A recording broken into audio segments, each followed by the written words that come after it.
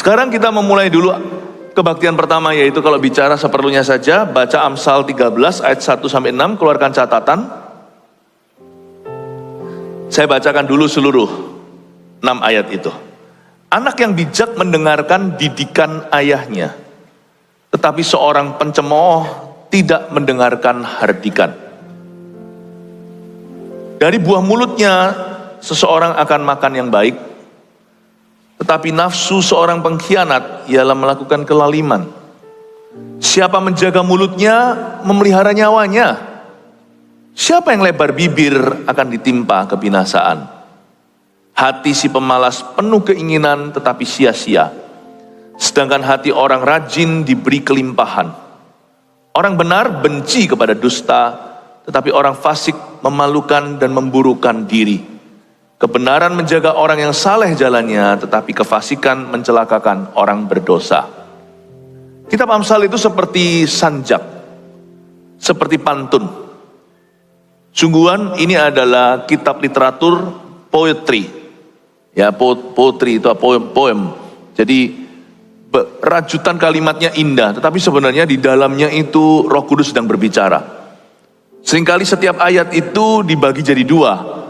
Kalimat pertama, lalu kalimat kedua. Itu ada hubungannya, itu bukan redundant, bukan pengulangan, tetapi itu adalah penekanan. Jadi kalau kita membaca kitab Amsal itu, kita harus mengerti Tuhan mau bicara apa sama kita. Dan prinsip apa yang kita bisa dapatkan. Kenapa kalimat ini diulangi? Pasti kalimat kedua ketika seolah terulang, itu pasti ada makna yang jauh lebih dalam. Nah, saya pelajari bahwa 6 ayat ini saya dapat keremah.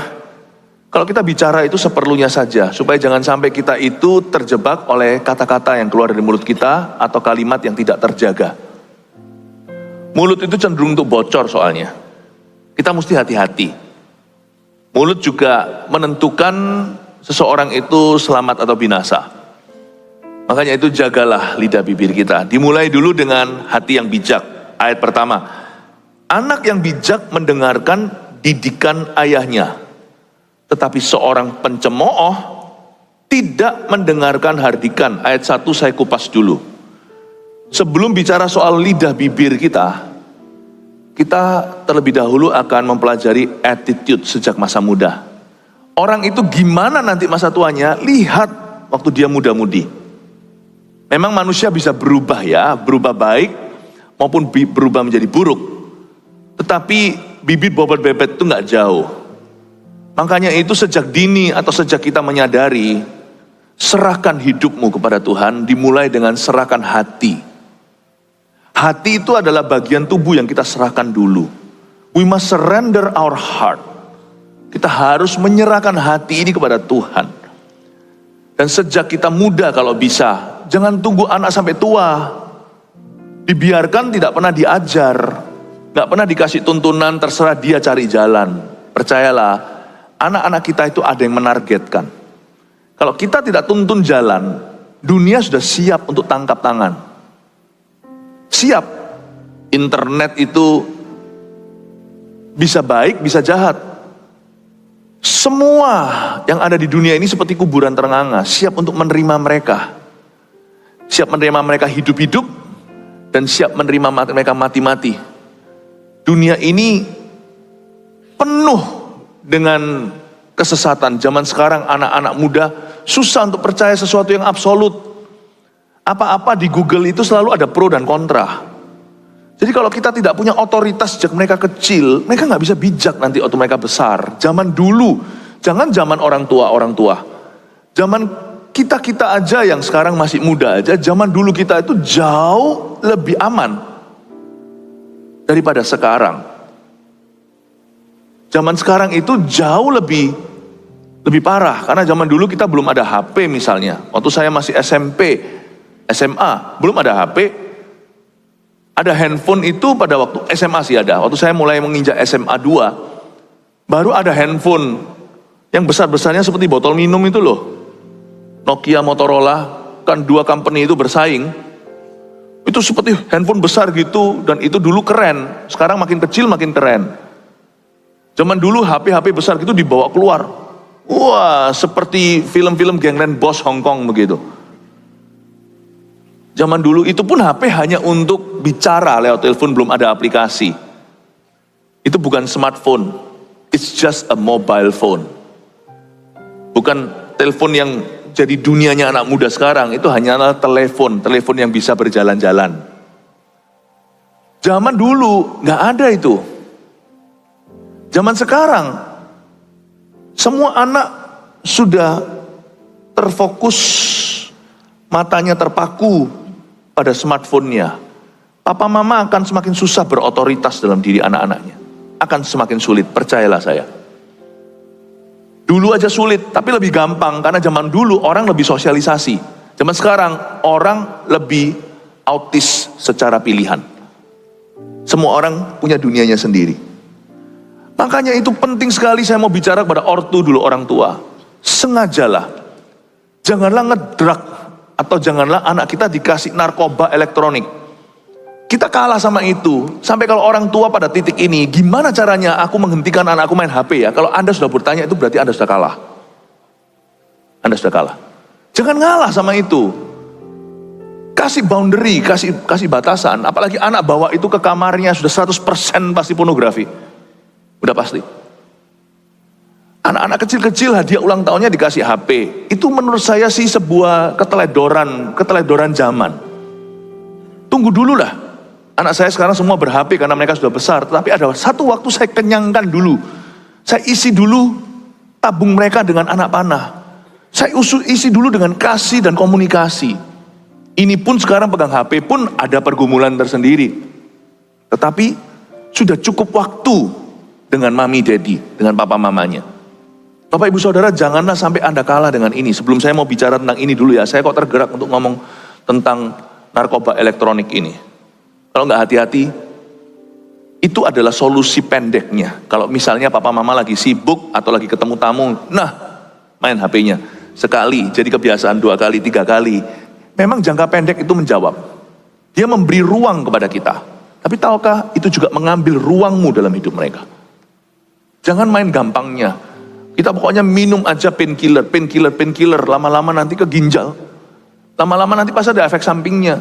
Gak boleh cuman terus obat tidur. Itu pasti ada efek sampingnya.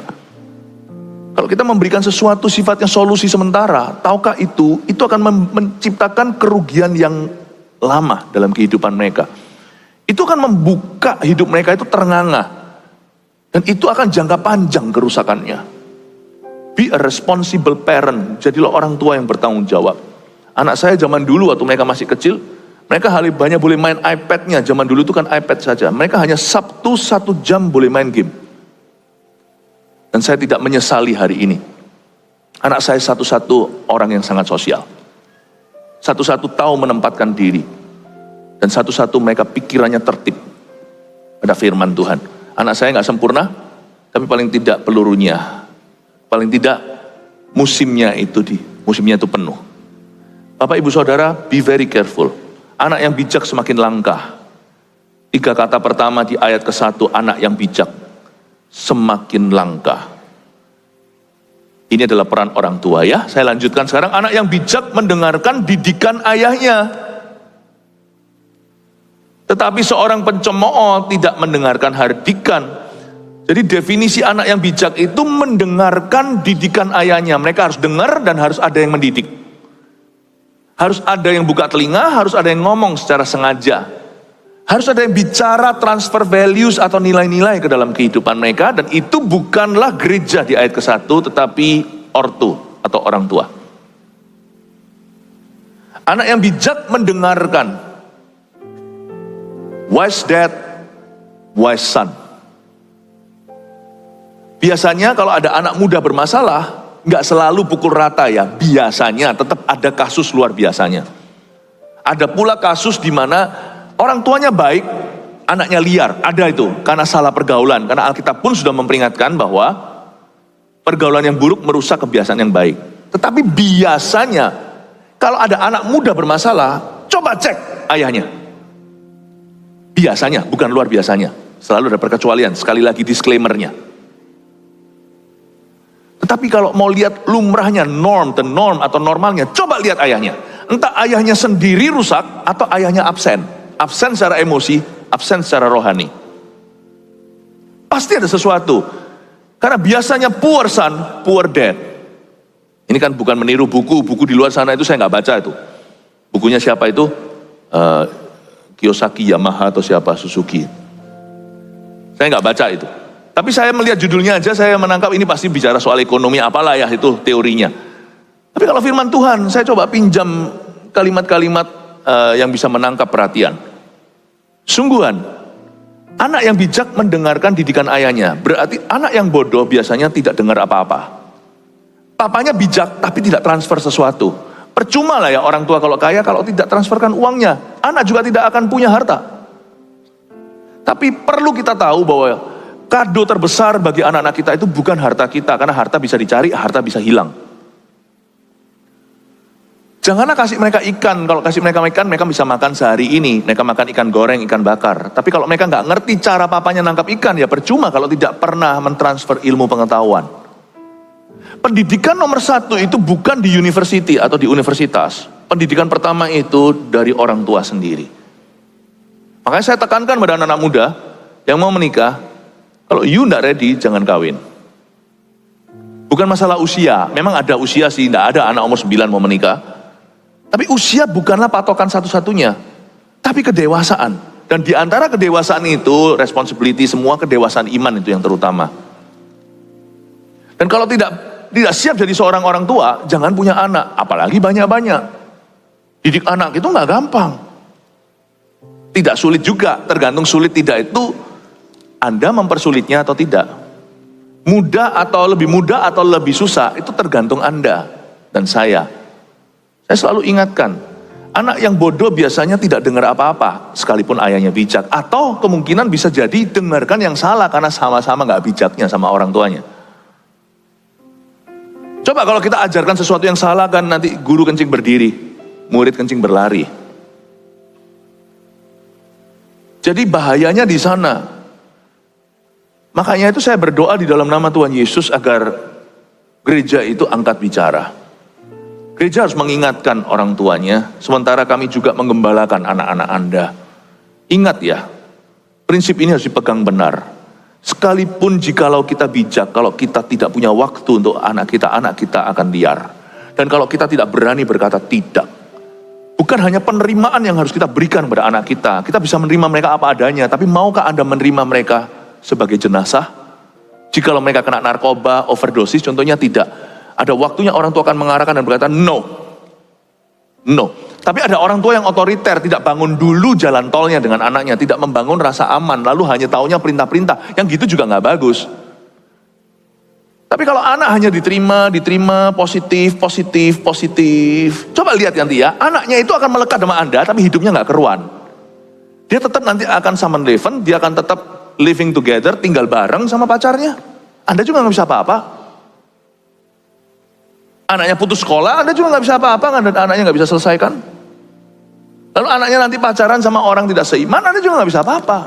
Nggak apa-apa, papaku menerima aku, mama papaku mengasihi aku. Sorry ya, ada satu titik kita harus berkata, kamu tinggal di rumah ini, dan my rule will rule. Kita harus bisa dengan tegas berkata, kamu tinggal di rumah ini, peraturanku berlaku. Karena aku masih papamu.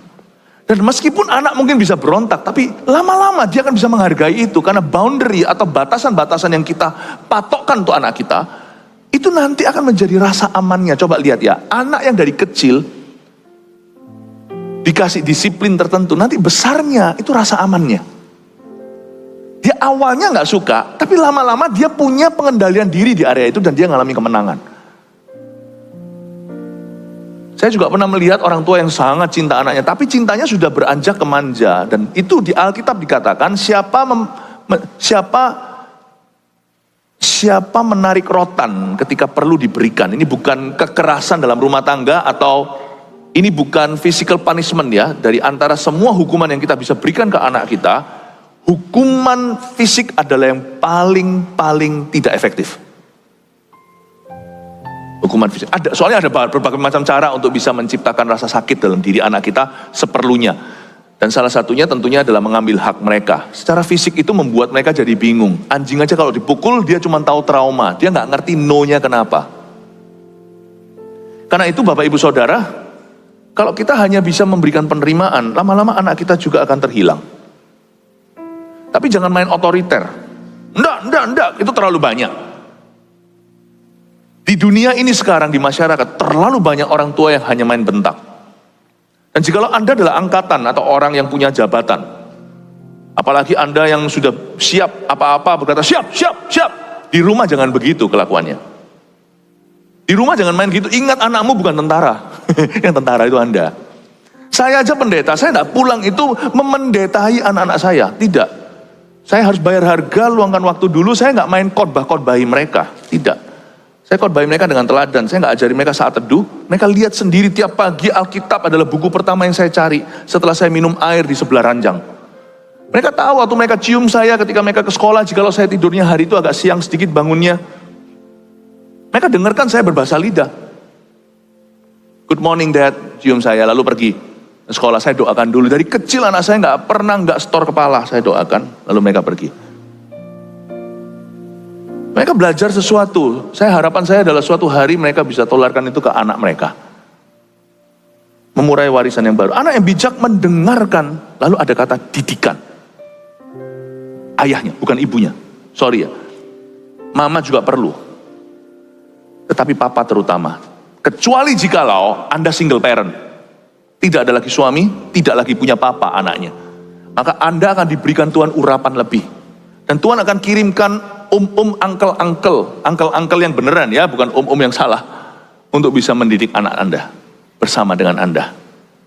Amin Bapak Ibu Saudara. Semoga ini berguna ya. Anak yang bijak mendengarkan didikan ayahnya. Tetapi seorang pencemooh tidak mendengarkan hardikan. Nah, saya mau bicara kepada kaum muda sekarang. Karena ini kan direkam. Jadi ini akan menjadi terus didokumentasi. Dan khotbah ini akan terus didengarkan sampai Tuhan datang. Ya. Saya bersyukur sekali untuk teknologi seperti itu. Sehingga bisa memelihara semua pewahyuan yang diberikan di dalam gereja. Anak muda, dengar baik-baik. Seorang pencemooh tidak mendengarkan hardikan. Kata seorang pencemooh di sini, itu bukan dalam bahasa Inggrisnya mocker. Mocker itu bukan orang yang suka mengejek, bukan. Seorang pencemooh adalah orang yang tidak mempan sama disiplin di level manapun juga. Ini adalah anak muda yang cepat-cepat merasa dirinya sudah cukup bijaksana. Ini bahaya sekali. Yesus saja anak Allah. Dia itu dimunculkan untuk membuat teori agama. Ya, saya pakai bahasa masyarakat aja. Bagi kita itu firman kebenaran, tapi saya pakai bahasa yang sangat-sangat duniawi. Itu baru umur 30. Baru 30. Umur 30. Padahal Yesus itu udah bijaksana dari umur 12. Tapi waktu 12 beliau di bait Allah atau bait suci sebagai anak yang belum gede. Dia belum teenager, belum remaja. Karena teenager itu kan tin bahasa Inggrisnya 13, 14, 15, 16, 17, 18, 19. Akhir remaja itu di 19 lalu 20. 12 itu belum remaja, masih di gerbang anak-anak mau wisuda masuk ke keremajaan. Tuhan Yesus itu sudah bijak dan bicara dengan ahli Taurat di bait Allah yang ketinggalan 3 hari itu, tapi dia nggak berdebat. Padahal dia anak Allah. Kalau orang lain belajar kebenaran, Yesus itu kebenaran. Bedakan. Kalau saya sekarang gini memberitakan kebenaran. Saya harus berkaca sama firman. Yang saya beritakan ini harus Alkitab dan apa kata Alkitab. Kalau bukan Alkitab atau apa kata Alkitab, jangan dengarkan. Karena saya tidak punya kebenaran terpisah dari firman. Tapi Yesus itu firman. Coba pahami. Itu firman. Untung kan Yesus gak begituan. Enggak, itu kan ada ayat yang iseng. Segala sesuatu yang dia katakan itu firman, segala sesuatu yang dia tidak katakan itu teladan. Luar biasa. Tapi umur 12 Alkitab mencatat bahwa dia bukan berdebat. Banyak orang salah tafsir mengira bahwa dia berdebat dengan ahli Taurat. Dia tidak berdebat. Dia belajar dari mereka, mengambil ilmu mereka. Tapi dalam belajar dia bisa mengkonekkan ayat-ayat Taurat sampai orang-orang Taurat itu bingung. Kok bisa gitu ya? Aku sendiri gak bisa memikirkan ke sana. Dia bukan menggurui mereka, tapi ketika dia bertanya, pertanyaannya itu bukan hanya brilian, tapi ketika dia komentar apa yang dia belajar, ahli Taurat pun belajar sesuatu yang besar. Umur 12 dia dikagumi hikmatnya. Tapi Bapa tidak memunculkan dia sampai dia sajak 30. Karena itu anak muda tidak boleh asal ngecap. Tidak boleh. I think it's best for you to read your Bible, young people. Have you read your Bible from end to end? How many times? Sudahkah engkau membaca Alkitabmu dari ujung ke ujung dan berapa kali? I think lebih baik read it quietly. Bukan berarti anak muda tidak punya tempat untuk bisa berkiprah. Dalam gereja kita anak muda sangat berkiprah, jangan salah. Cuman attitude, sikap hati dipasang. Lawan kata pencemooh itu rendah hati.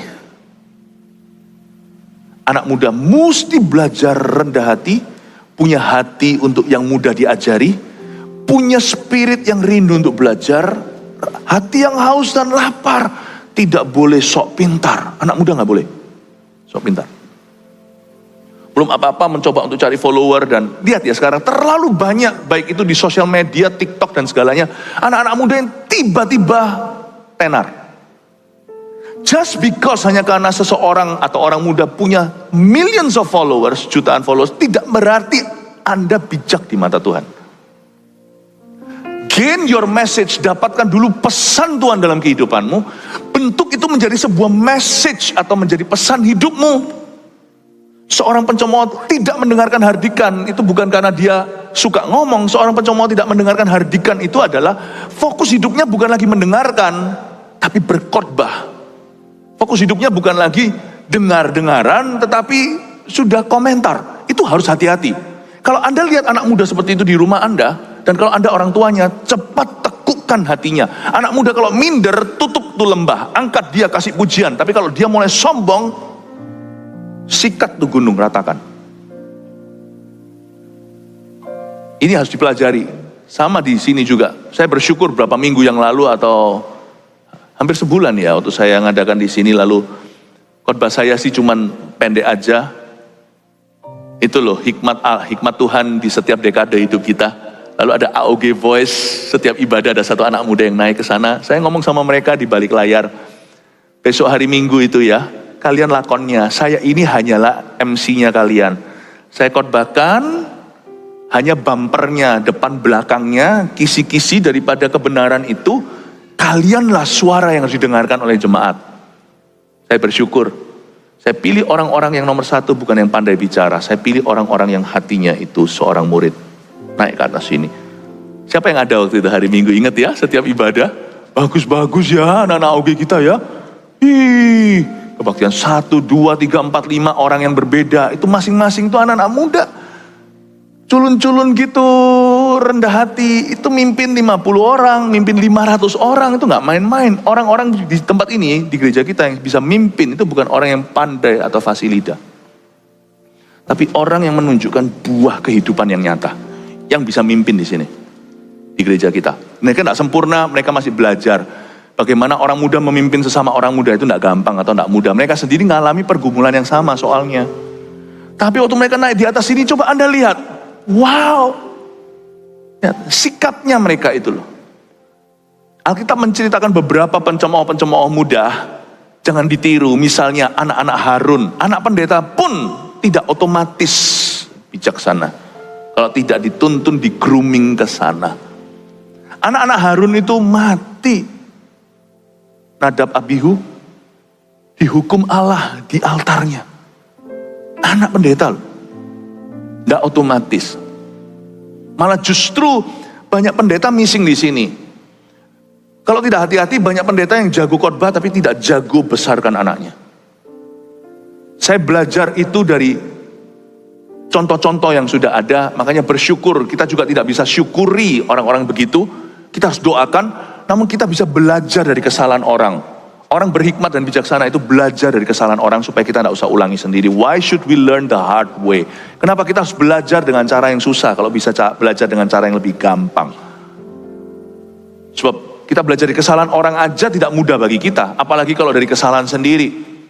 Saya pelajari sesuatu, makanya saya hari ini punya tekad dari sejak saya masih jauh lebih muda.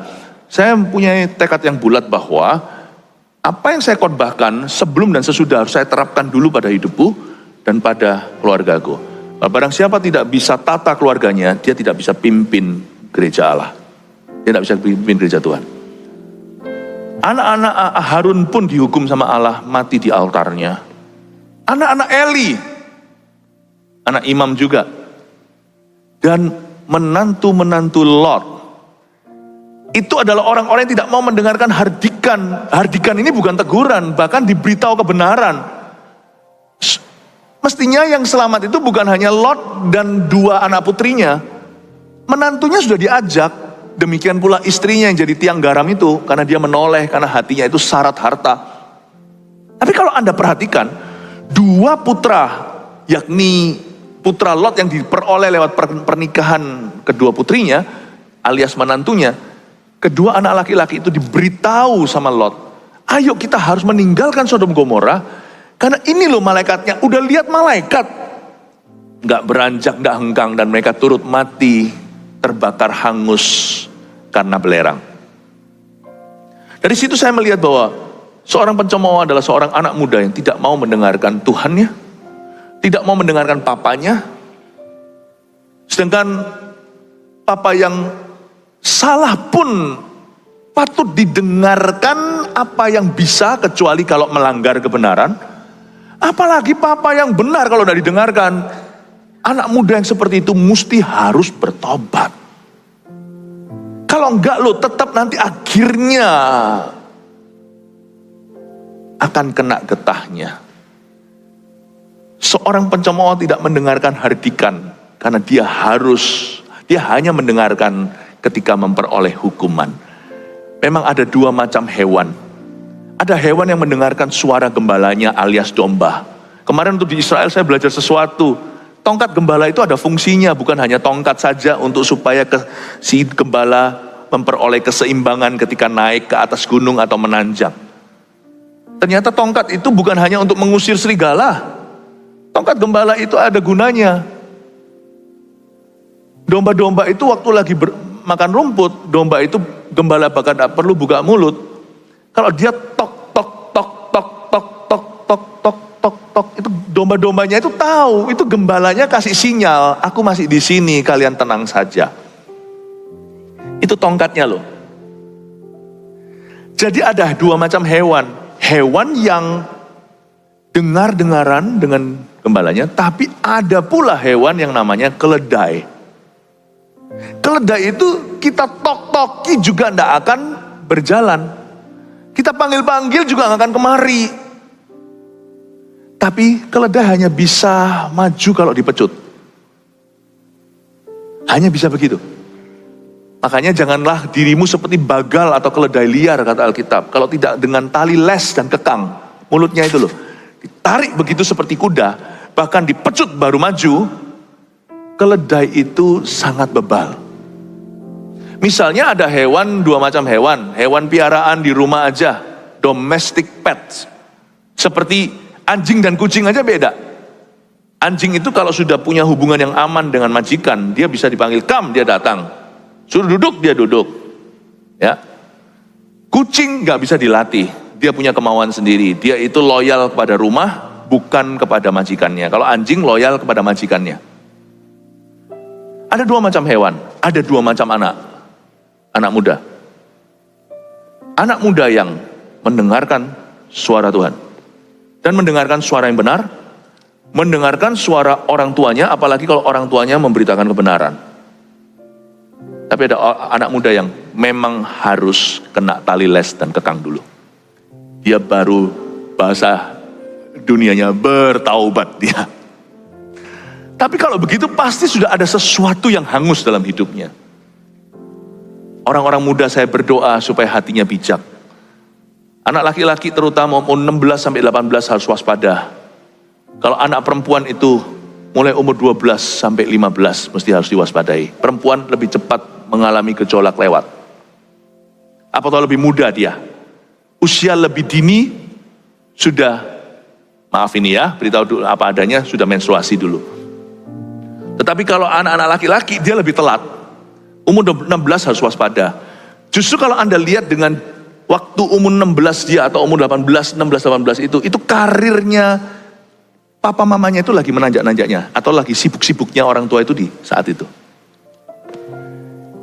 Misalnya kalau ada seorang menikah umur 30 atau umur 25, 16 itu berarti dia lagi umur 40. Itu lagi-lagi seru-serunya, sedang berambisi di tempat kerja. Makanya indah ya Tuhan itu semuanya semua dibuat indah pada waktunya. Karena orang laki-laki di dunia kerja di umur 40 sekian itu lagi menerjang dunia. Biasanya di situ juga krisis tengah baya. Dulunya pakai selalu baju polos, sekarang maunya pakai kembang-kembang. Tuhan kasih anak yang memberontak. Bukan supaya anak itu memberontak, supaya papa mamanya perhatikan dan mengubah pemberontakan itu menjadi power to live. Mengubah masa-masa gejolak itu menjadi masa-masa yang paling indah. Yang memutarbalikkan lembah baka, lembah tangisan menjadi lembah pujian. Kalau enggak, papanya juga akan jos dan hilang. Tuhan itu buat keluarga itu paling butuh figur laki-laki. Ketika sang laki-laki atau kepala keluarga itu berumur 40 sekian. Luar biasa ya hikmat Allah. Supaya kita nggak lupa dalam dunia kerja. Oh kita ini kerja untuk apa? Kita ini kerja untuk generasi berikutnya. Jangan lupa. Saya harap ini memberikan kepada kita kebijakan. Baru ayat 1 soalnya ini. Kita masih bisa mengikuti saya ya. Amin. Sekali lagi semua yang saya katakan ini hikmat ya. Kalau pewahyuan artinya itu kebenaran, itu sifatnya absah. Misalnya seorang percaya Yesus, dosanya diampuni, itu nggak perlu lagi dipikirkan kalau apakah ada perkecualian, tidak ada karena itu absolut. Tapi kalau hikmat gini ini, saya harus pakai bahasa biasanya, karena selalu ada kasus luar biasanya. Hikmat ini hikmat lapangan, makanya Amsal itu bukan absolut, tapi hikmat. Hikmat Allah yang menjadi fondasinya yaitu takut akan Tuhan, permulaan pengetahuan dan permulaan hikmat adalah takut akan Allah, itu absolut. Itu mutlak. Tetapi hikmat kehidupannya itu aplikatif. Tolong tangkap. Gak tentu sungguhan nanti anak Anda yang remaja itu umur 16 akan gejolak. Enggak. Saya terus terang kesaksian sama Anda, anak-anak saya tidak mengalami gejolak-gejolak bagaimana. Ada karakternya dibentuk tapi gak mengalami gejolak seperti apa. Bukan berarti kami hebat. Itu kasih karunia, tetapi juga ada hal-hal tertentu yang saya lihat sebagai faktor-faktor yang menjaga mereka, yaitu otoritas papa mama, kasih, ketegasan, kelembutan yang diberikan, bukan berarti kami sempurna, itu tidak putus. Jadi tidak ada masa cuti orang tua dan anak itu mengalami korsleting tidak berbicara, itu tidak ada. Dalam kondisi keluarga yang saya kepalai, tidak ada.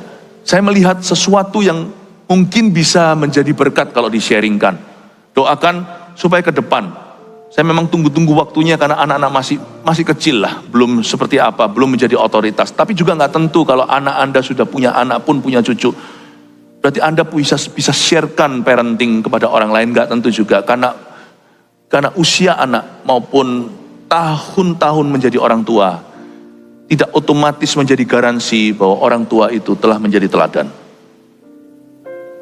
Tapi saya tunggu waktunya, kalau Tuhan izinkan doakan ya supaya kami bisa mengeluarkan buku tentang parenting nanti suatu hari. Untuk menolong anak-anak yang muda. Tidak bicara kepada orang-orang tua di sini. Orang-orang tua di sini mungkin kami tidak berwenang. Tetapi kepada orang-orang yang lebih muda supaya bisa menjalankan parenting dengan tepat. Khususnya mereka yang mau menikah. Doakan ya. Supaya saya masih punya waktu untuk bisa menuliskan buku. Karena kalau diajarkan mungkin terlalu banyak dalam 1 minggu. Saya harap Anda bisa belajar sesuatu. Ini baru ayat ke-1. Boleh saya beranjak ke ayat kedua? Dari buah mulutnya, seseorang akan makan yang baik. Ternyata dari buah mulut ya, seorang akan makan yang baik. Ini bukan berarti pintar bicara selalu akan ada rezeki. Atau ada lowongan, tidak juga. Tapi dari buah mulutnya seseorang akan makan yang baik. Coba Anda perhatikan, misalnya mama-mama kumpul sepulang sekolah. Apa yang menjadi percekcokan di antara mereka? Si A ngomong apa? Demikian pula kadang-kadang kongsian juga sama. Memang si kerjaan juga bukan hanya soal mulut doang. Tetapi lihat biasanya, dimulai dengan bersih tegang karena perkataan. Dari buah mulutnya, seseorang akan makan yang baik. Berarti akan ada juga rezeki yang Tuhan berikan, bukan karena harga kita paling murah. Apabila di luar sana itu, kompetitor kita itu memainkan harga, berani merugi untuk merusak harga pasaran. Tapi kalau Anda bisa menempatkan diri, kata-kata Anda itu berbeda, minimal positif ya kan? Itu orang itu beda, orang gak mau putus hubungan dengan Anda. Misalnya, satu deal gak terjadi, tiba-tiba diserobot orang lain. Kalau Anda gak marah-marah, muring-muring kutuki orang, tapi Anda berkata, ya sudah Ci, gak apa-apa, terima kasih, mungkin lain kali kita masih bisa bekerja sama. Itu membuat orang jadi sungkan. Terima kasih, tadi sudah diusahakan. Ya kan, gak apa-apa, nanti lain kali Ci, gak apa-apa, kita kan masih tetap kerja sama, saya pokoknya ada di sini ya, kapanpun butuh. Itu orang nanti kembali, ya udah Ci, aku pesen ya, tapi gak sebanyak dulu ya. Mungkin 20% aja daripada biasanya orderan. Oh iya gak apa-apa, gak apa-apa. Anda kan makan yang baik, gak tentu makan kenyang, tapi makan yang baik dari buah mulut kita. Pasti, jikalau bukan dia menyesal dan dia batalkan yang sana. Atau kalau nggak batalkan sekarang, dia kerja sama situ. Kalau memang dari situ, di situ niatnya merusak.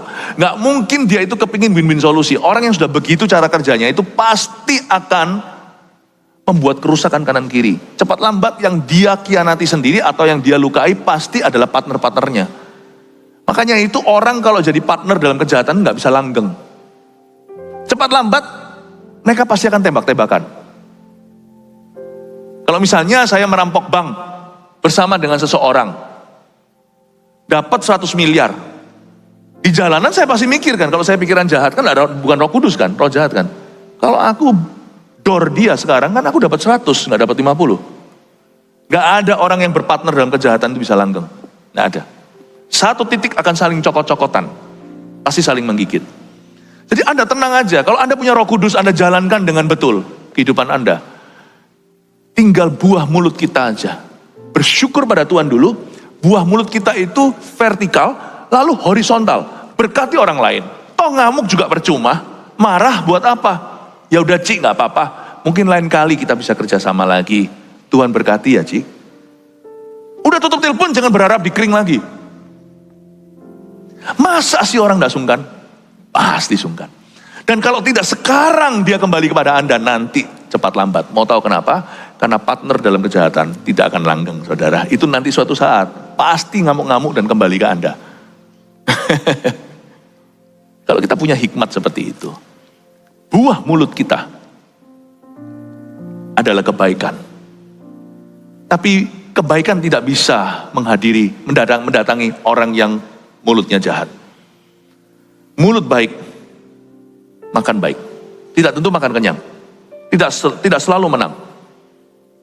Tetapi pasti akan menang pada akhirnya. Itulah sebabnya, sebelum kita berbicara, kita nggak boleh banyak bicara. Sebelum kita berbicara, pikirkan bumpernya depan dan belakang. Alkitab ajari di sini depan dan belakang itu apa? Intro dan konklusinya. Perkataan kita harus dimulai dengan apa yang benar, berakhir dengan apa yang baik. Coba ya saya bantu ya. Apa yang benar dan apa yang baik. Di tengah-tengah itu pikirkan, apakah ini perlu dikatakan? Bukan mentang-mentang ini benar, lalu kita katakan. Misalnya ya, ada satu orang ini, taci-taci, memang dia gemuk 5 kilo. Terakhir-terakhir itu entah kenapa, mungkin soal kesehatan. Sekalipun benar dia itu kelihatan gemukan, tapi Anda bukan siapa-siapanya. Kita ini bukan siapa-siapanya. Saya juga bukan suaminya. Biar suaminya atau papanya yang bicara, atau anaknya. Loh Ci, gemuk ya Ci ya? Gak usah lah ya, kita tahu bahwa wanita itu gitu-gitu itu peka. Loh kalau iya loh Anda bukan ahli gizinya, kecuali kalau saya dokternya. Ci, saya rasa kalau saya dokternya, Anda gemukan dan saya rasa ini tidak sehat, saya bantu ya. Saya atur nutrisinya, kalau mungkin Anda nutrisionisnya, ahli gizinya. Kalau saya bukan siapa-siapanya, saya pikir itu benar, nggak tentu baik. Mungkin bisa baik untuk dia, tapi apa perlu? Siapa aku? Nggak usah kali ya. Antara benar dan baik, ada apa perlu dan apakah tepat waktu. Is it true? Sebelum Anda mengucapkan sesuatu, tanya dulu, is it true or not? Jangan kita gampang-gampang ada sesuatu di WhatsApp, lalu kita forwardkan. forward kemana-mana, seolah-olah itu kebenaran. Ya, kalaupun itu menjadi keyakinan Anda ini benar atau enggak, ya itu bicara aja di dalam intern, secara intern, nggak usah dipublicize, nggak usah dipublikasikan. Bicara intern Anda dengan orang-orang dekat, misalnya keluarga, saya rasa ini benar atau gimana, nggak apa-apa lah, opini itu setiap orang punya. Tapi opini tidak menjadi pemberitaan. Saran saya adalah tahan. Nggak cepet-cepet langsung. Berapa banyak orang itu imannya sekarang itu bukan pada firman, imannya itu pada apa yang beredar di luar sana sebagai news yang gonta-ganti. News itu ganti-ganti. Dulu ada seorang, berapa waktu yang lalu ini kan lagi hebohnya aparat yang keperadilan. Sekarang soal seorang anak muda yang menganiaya, lalu seluruh keluarganya terjerat. News itu ganti-ganti. Imanku nggak mau bergantung itu. Iman saya bergantung sesuatu yang tetap. Kalau enggak ya nanti orangku akan dapatkan dari sosial media untuk beri makan imannya. Imanku makan di gereja. Gerejaku nggak lari-lari soalnya. Gerejaku siang malam pagi petang ada di sana. Semua udah ada patokan.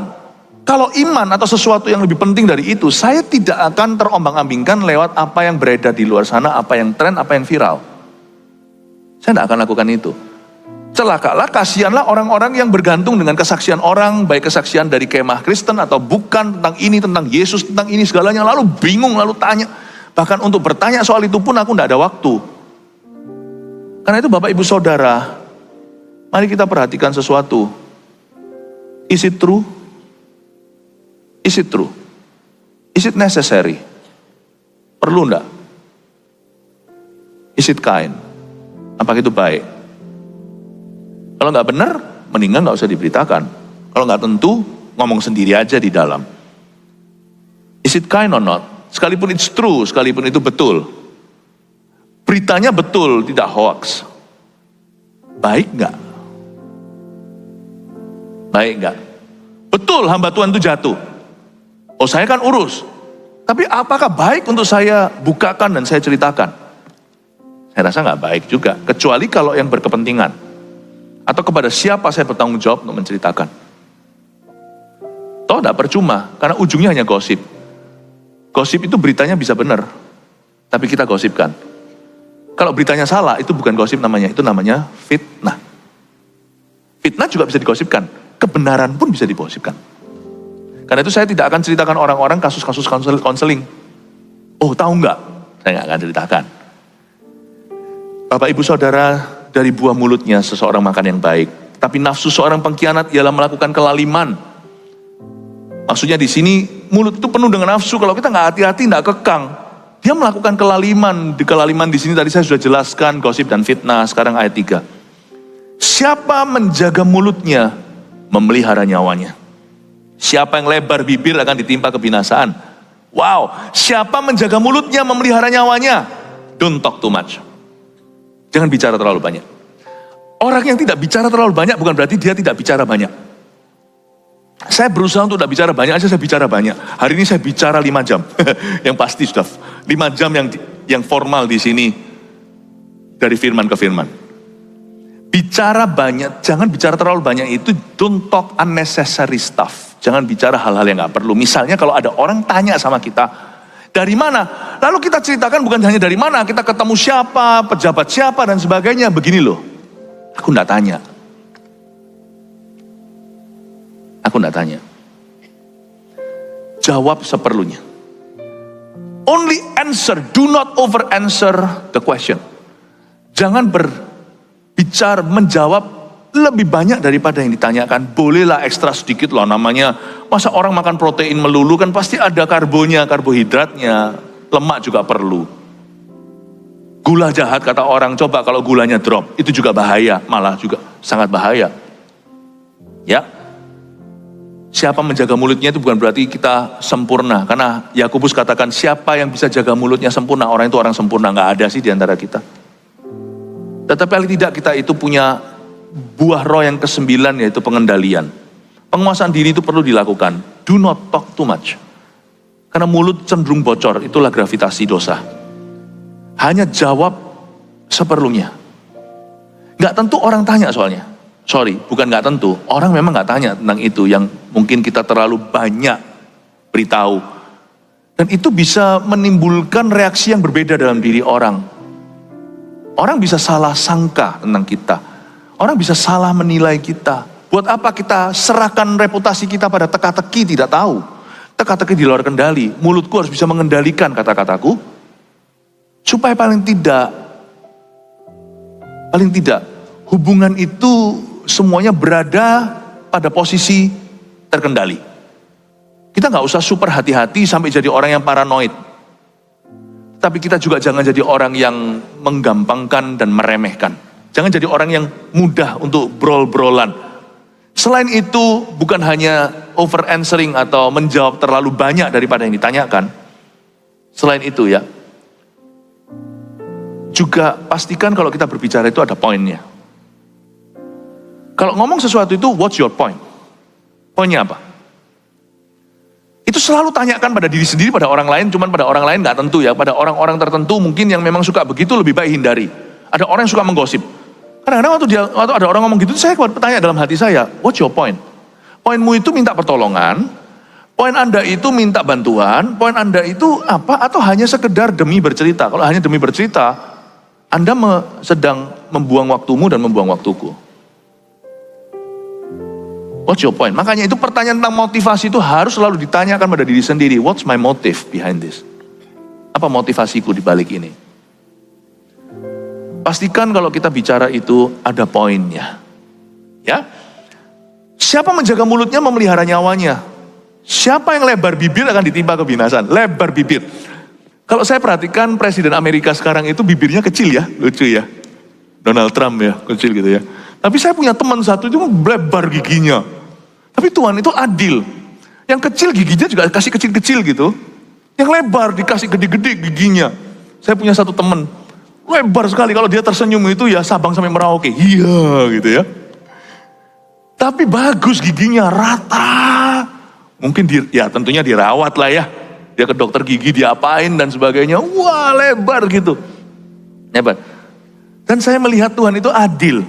Bibir yang lebar dikasih defense yang lebar, dikasih penjagaan ketat. Ya, bibir yang kecil dikasih penjagaan yang cukup. Siapakah penjaga bibir? Gigi. Kalau kita mau tahu hikmat Tuhan, lihat aja ciptaan. Tuhan menciptakan kita punya mulut itu hanya satu, kuping dua. Tapi mulut kita itu dikasih gigi sebelum kata-kata keluar. Coba kok gini gak bisa keluar kan? Oh, aja gak ngerti kan? Gak bisa, mau tahu saya ngomong apa barusan? Ini gak bisa keluar kan? Apapun yang mau keluar dari mulut saya, gigi saya yang kasih visa. Gigi saya kasih visa. Dan visanya gak pernah 5 tahun, seperti misalkan visa Amerika kalau diberikan. Visanya itu setiap keluar, dia terkatup lagi. Next keluar, mikir dulu. Tuhan kasih penjagaan, close dulu, sampai pikirkan, is it true? Betul enggak? Is it kind? Ini baik enggak? Is it timely? Apakah ini tepat waktu? Apakah ini perlu? Is it necessary? Baru setelah itu keluar. Visanya itu bukan multiple. Visanya itu on arrival. Des keluar, des keluar, des keluar, des keluar. Itulah sebabnya proteksi gigi itu menjelaskan pada kita sebuah hikmat bahwa kita harus pikirkan what to say and what not to say. Apa yang kita boleh katakan, apa yang tidak boleh kita katakan. Itulah hikmat kenapa Tuhan kasih gigi sebagai penjaga di balik lidah bibir kita. Amin Bapak Ibu Saudara. Dan apa yang sudah lulus lewat gigi saya, itu keluarnya enak. Mendengungnya itu melalui bibir yang lemah lembut. Bibir ini kan tidak ada ototnya. Saya punya teman juga, orang African American. Waktu saya sama-sama mereka, ini orang-orang berkulit hitam Amerika. Wah, saya kagumi mereka itu bisa nyanyi, ya lain lah ya. Bibir mereka itu lebih tebal dari kita. Whitney Houston, Stevie Wonder, itu bukan teman saya. Tapi saya punya teman beberapa orang-orang Amerika yang berkulit hitam. Saya lihat bibirnya, mereknya beda sama kita. Kita nyanyi itu suaranya tipis-tipis. Coba lihat orang Taiwan kalau nyanyi itu kan tipis-tipis suaranya. Tapi orang hitam kalau nyanyi langsung Then sings my soul, my Savior God. Ini bibirnya bisa bergetar kalau mereka nyanyi. To thee. Lain. Vibrasinya tuh. Penciptaan. Orang Ambon coba lihat. Luar biasa. Tuhan tuh menciptakan setiap ras itu dengan kekhususan dan sesuatu yang khas. Wah, kalau mereka nyanyi, apa yang muncul keluar bibir sudah mulus. Itu keluarnya halus. Makanya tidak pernah Tuhan itu menciptakan dari mana kata-kata diluncurkan itu sesuatu yang kasar. Itu mulus. Mulus. Mulus. Dalam berkhotbah pun saya usahakan, khotbah seperti ini nggak gampang. Saya usahakan tidak ada pengulangan kalimat kalau Anda perhatikan. Saya harus hati-hati sampai betul-betul meresapi kata-kata hikmat Tuhan. Sehingga semua apa yang keluar dari mulut saya itu tidak terlalu berat, tidak terlalu ringan, supaya bisa masuk dengan mulus ke dalam hatimu lewat bibir yang tipis ini. Saya ingin sekali untuk kita memikirkan what to say and what not to say. Lihat, karena Alkitab berkata, siapa lebar bibir ditimpa kebinasaan. Oke, ayat 4. Hati si pemalas sudah habis ini waktunya, tapi siapa diberkati Tuhan? Amin, puji Tuhan ya. Hati si pemalas penuh keinginan tetapi sia-sia. Sedangkan hati orang rajin diberi kelimpahan. Saya jelaskan simpel saja. Bedanya orang malas dan orang rajin itu bukan pada keinginan. Karena orang malas juga punya keinginan yang sama dengan orang rajin. Cuma yang satunya rajin mengejarnya, yang satunya hanyalah berangan-angan. Orang malas itu mencintai buah orang rajin. Tapi mereka tidak mau rajin untuk memperolehnya. Orang rajin itu tidak berangan-angan. Dia tahu apa yang dia mau, dia kejar itu. Seperti orang main tenis tapi tidak pernah lihat scoreboardnya, tidak pernah lihat papan angkanya. Kalau kita mau rajin jadi orang rajin itu gini sifatnya. Kerja, gak usah lihat sekarang hasilnya, gak usah dihitung untungnya. Taburkan, kata pengkhotbah. Taburkan bagianmu, 7 bagian ke laut. Anda gak tahu mana yang akan menghasilkan. Selama matahari belum terbenam, jangan biarkan tanganmu berhenti. Tanganmu terus bekerja dan menabur. Jangan dihitung sekarang semua untungnya. Orang rajin bedanya sama orang malas. Orang malas belum untung. Sudah hitung keuntungan yang bisa didapatkan. Tapi dia tidak berbuat sesuatu. Orang rajin tidak mikir untungnya, jalan dulu. Kerja dulu. Tiba-tiba dia menoleh dan berkata, loh kok sudah segini? Kok sudah segunung? Itu bedanya. Nanti di kebaktian berikut-berikutnya saya akan jelaskan. Mengapa ada orang yang kaya secara halal, ada orang yang miskin secara halal? Mismanagement of your time. Tidak manage waktu, tidak manage keuangan kecil, tidak manage keinginan, tidak manage semuanya ini. Karena itu kita tidak bisa cepat menghakimi orang yang kaya maupun orang yang miskin, tergantung haram atau halal mereka itu ke sana. Amin Bapak Ibu Saudara. Ayat 5, orang benar benci kepada dusta, tapi orang fasik memalukan dan memburukkan diri. Ini yang saya ajarkan di rumah saya beritahu dari anak-anak saya dari sejak kecil, mungkin saya bisa tularkan ke sini. Dari sejak mereka belia, waktu mereka sudah bisa mengerti, saya beritahu, kalian boleh salah apa aja. Anak-anak itu sudah saya kasih rasa aman, saya sama mamanya beritahukan. Kalian boleh salah apa aja di rumah ini, kalian bisa belajar. Tapi papa mama berharap kalian tidak membuat kesalahan 2 kali, itu berarti kalian kurang kreatif. Tapi ada satu hal ini tidak ditoleransi di rumah saya. Di rumah kami ada sebuah peraturan, ya ada peraturan, ini namanya, saya sebut ini di rumah kami. Lucu kalau anak-anak saya lagi jalan kemana gitu, lalu mereka di tengah-tengah orang banyak, saya mau panggil mereka, anak Mantova, langsung muncul 3-3 lalu kita pulang. Di rumah juga ada peraturan Mantova yang saya terapkan. Satu hal papa tidak akan toleransi, bohong. Kamu boleh salah apapun juga, sungguhan. Kaca ini kalau memang pecah karena bolamu, nggak apa-apa. Ya jangan pecahkan, nanti kan repot. Saya bilang, tapi kalau sampai pecah pun papa tidak akan marah. Tapi satu hal ini, saya tidak toleransi. Dusta. This is one sin, not tolerable in this house.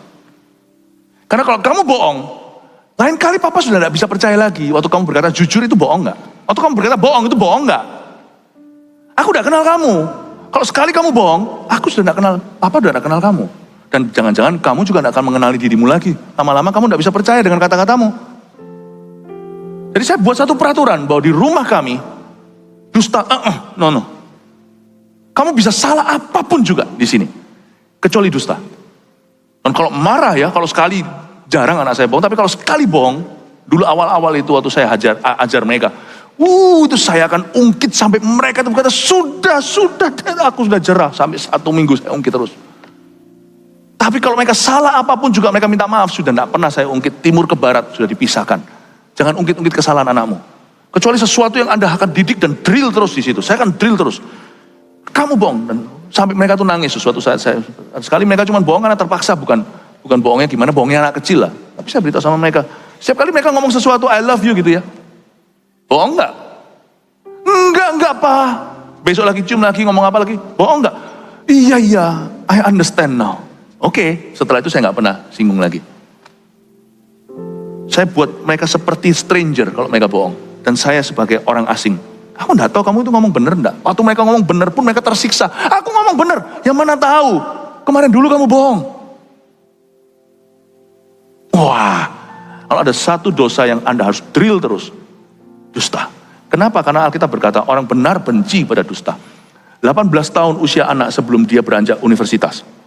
Ajari dia jadi orang benar, bukan jadi orang pintar. Gampang Paul, dari umur 18 seterusnya dia jadi orang pintar, itu gampang.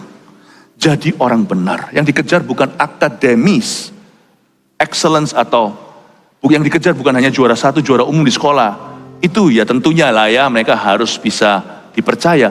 Tetapi nomor 1 kita punya goal di rumah itu 18 tahun anak kita di rumah pertama kali di masa muda. Terapkan agar mereka jadi orang benar, lalu orang pintar. Sebab seorang yang sudah tulus seperti merpati, gampang cerdik seperti ular. Tapi orang yang sudah jadi ular dulu, susah jadi merpati. Terapkan jadi orang benar, dan musuh ke-1 itu adalah bohong kecil ataupun bohong besar. No, orang benar benci kepada dusta. Tapi orang fasik memalukan dan, coba perhatikan kata, memburukkan diri. Kata memburukkan diri inilah ketika kelakuan kita menjadi status dan identitas, paham ya? From lying to being a liar, itu sudah beda. Ya, berbuat zina dan menjadi seorang pezina itu 2 hal yang berbeda. Yang satu itu amatur, jatuh, perlu dibelas kasihani, dipulihkan. Yes, jangan keras sama orang yang bertobat, jangan keras sama anak yang menyesal. Tapi seorang pezina itu profesional, memang datang ke dalam gereja bahkan untuk merusak rumah tangga orang, itu ada orang begituan. Ini orang yang sudah mati nuraninya, apalagi wanita. Kalau pria masih bisa ngerti, meskipun salah. Tapi perempuan itu bisa sampai seperti itu, padahal punya naluri ibu. Itu saya nggak bisa habis pikir, saya nggak bisa masuk pikiran. Kalau laki-laki ngerusak rumah tangga orang, laki-laki dari zaman Adam udah rusak. Tapi kalau perempuan bisa lihat wanita lain itu menderita karena dia ada di dalam pernikahan mereka, anak mereka lagi, naluri ibu lagi, itu saya sudah nggak habis pikir. Ini yang disebut dengan memburukkan diri, itu artinya kalau kita nggak latih anak kita, lying is wrong, berdusta itu salah. Lama-lama mereka akan jadi liar. Dia akan menjadi pembohong, pendusta nomor 1. Disinilah banyak anak-anak hilang jalan karena orang tuanya tidak tegaskan. Kebenaran, ayat 6, menjaga orang yang saleh jalannya. Itu dia. Tetapi kefasikan mencelakakan orang berdosa. Dari ayat 6 ini saya dapatkan bahwa hikmat ini ajarkan bahwa your destiny is in your hands. Hasil akhir hidupmu itu bukan hanya di tangan Tuhan, kita punya pilihan. Itu juga di tanganmu dan di tanganku. Dan kalau kita punya anak, sebagian daripada destiny anak kita itu di tangan kita. Mainkan dengan benar, Papa Mama dan orang-orang muda yang mendengarkan ini. Biarkan Anda memperoleh hati Daud dan juga punya otaknya Salomo. Tuhan Yesus memberkati. God bless you. Haleluya. Mari kita semua bangkit berdiri.